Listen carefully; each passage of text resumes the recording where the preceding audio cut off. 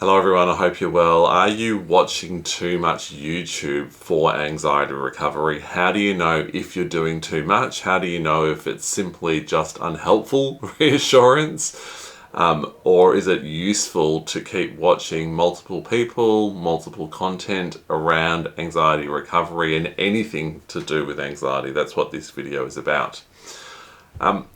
I'll start by saying that it's going to be messy. Your YouTube watching will be messy in the sense that you will watch lots of different videos from different people at different times, depending on where you are at from a recovery perspective, but also depending on how you feel at any one point in time. So you might be doing on one day more unhelpful scrolling on YouTube.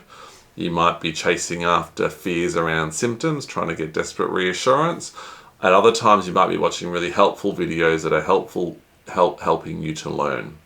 So I guess what you're aiming for really is to make your YouTube viewing more helpful than unhelpful, so that the trajectory towards recovery is going something like this. It will be bumpy, of course, along the way, but you're heading up towards recovery. So there's three things to think about when in terms of what you're watching and how often. The first thing is the content that you're consuming giving you a clear understanding of what anxiety is?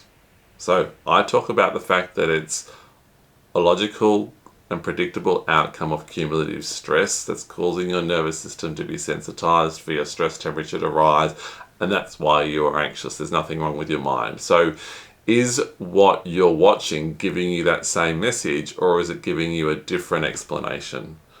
Because if you're getting multiple different explanations from different people, that's going to make it very hard. That you'll probably continue to scatter your viewing, and you'll probably be going back and forth into fear, out of fear, getting confused, and that will be unhelpful. So it's up to you to decide what you consume, but I would encourage you that if you're going to get information from multiple sources, at least make sure the principles of what they're talking about are consistent, so that it helps you practice. You've got to ultimately decide what you believe to be true. If there's someone else talking about the fact that anxiety is purely genetic, it's caused by a chemical imbalance, and you believe that to be true, fine. My channel is not for you, because I'm going to confuse you, because I'm going to tell you the opposite is true. So you've got to decide what works for you. So do you understand the cause of anxiety, what it is? Do you understand how you got into this state? That's the second thing. So in the book I'm writing, I'm talking about these three aspects. Do you understand how you arrived in the anxiety state? Again, if you believe it's a genetic condition that you were born with, my channel is not for you, because I believe it's a logical outcome of cumulative lifetime stress. So therefore, that's what I talk about consistently on this, to remind you in the heat of the moment that that's all that's happening. That's why it's unpleasant. That's why it's not serious. So you'll come back to my channel to get those reminders often. The third thing is how do you actually not only get comfort from this knowledge, so you're less bewildered or baffled by the state that you're in, but how do you actually start to practice so you desensitize, allow anxiety, and recover? So that's the third thing. Is the information you're consuming helping you shift your state?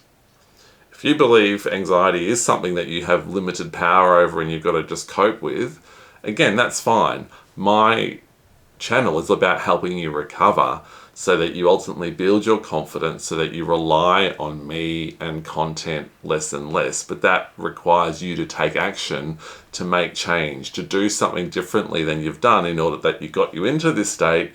You've got to make a significant change, which includes practicing, allowing, letting it all happen, reminding yourself what anxiety is so that you can desensitize and exit the anxiety state.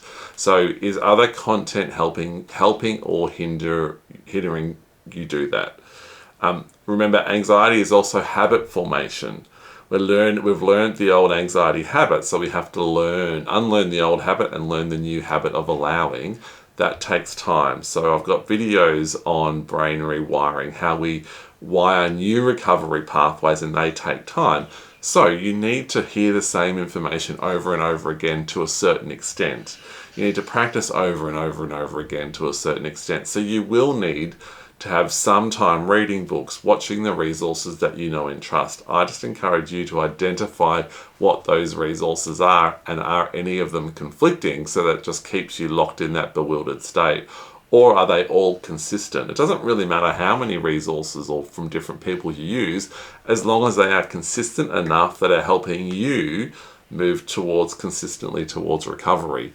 How you know if that is happening is are you actually, when you're away from YouTube, are you able to go loose? Are you able to let the anxiety come up and dissipate on your own, and prove to yourself that anxiety is indeed a bluff, that it can't hurt you, it's not serious, and that you're getting more and more moments of peace over time? So away from the reassurance, are your habits actually changing, and you're starting through your own practice prove to yourself that this works?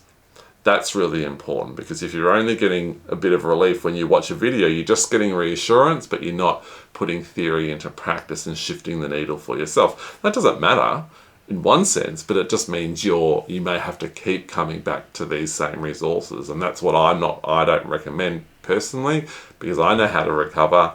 I did it. So many of my clients and viewers from this channel have recovered, so I have that hope for everyone. So are you taking what you learned, putting it into practice, and noticing your confidence improving?